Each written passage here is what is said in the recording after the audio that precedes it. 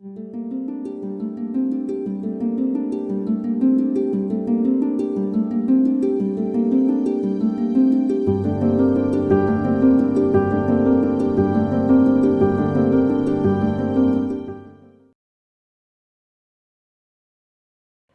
Arabia is well known for its authoritarian government and widespread repression. Despite talk of reforms under Crown Prince Mohamed Bin-Salman, there has been a recent increase in imprisonment, torture, and executions. While the decision to finally allow women the right to drive attracted global publicity, it has been accompanied by a crackdown on the women's rights movement.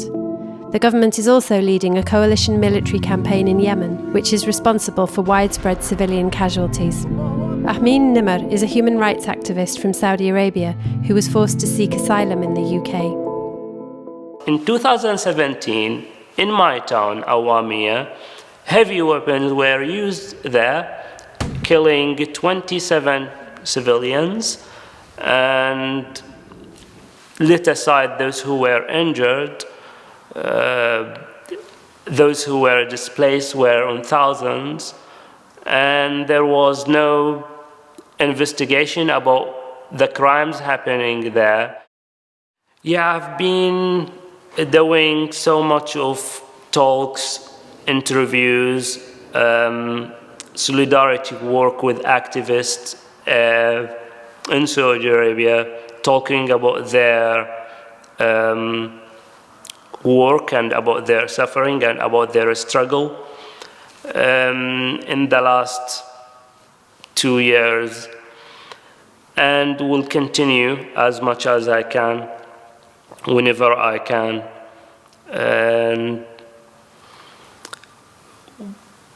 one of the things that I feel proud of the women activists, and it's a very inspiring example because they have been working to allow women to drive for 28 years. The reforms which the Saudi government is claiming, King Salman wants to make his son, the Crown Prince, a king, and to give him that legitimacy, they need to promote or present to the people and mostly the Western audience that there is a change. You have to support him in that case.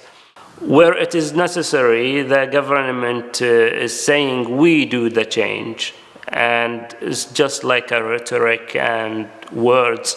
We need a change that doesn't come from top down. We need a change from the people, from the ground. The government always resists the change that people, the genuine change that people are seeking in Saudi Arabia.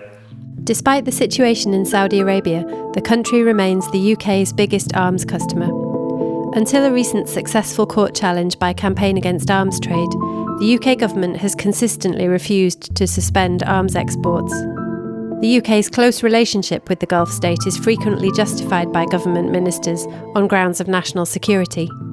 We asked Ameen his opinion about this relationship. Unfortunately, the British-Saudi relationship comes at the price of the suffering of the Saudi people, because the British government is giving a legitimacy to the Saudi government, is supporting them politically, is working as a public relation firm for them. I'm sure there will be a big change if Britain stopped arming Saudi. The first thing, Saudi Arabia wouldn't be enabled to launch wars in other countries. Second, Saudi Arabia wouldn't feel the power actually to even oppress its people when they go in mass demonstrations asking for reforms. I think Britain used the argument of national security to justify their relationship with Saudi Arabia, to continue selling arms to keep that relationship and to keep that status quo in the whole Middle East. That's the way I see it. I think if Britain is genuine about promoting human rights issue, they would, in the first place, stop the arm deals. That's the first thing.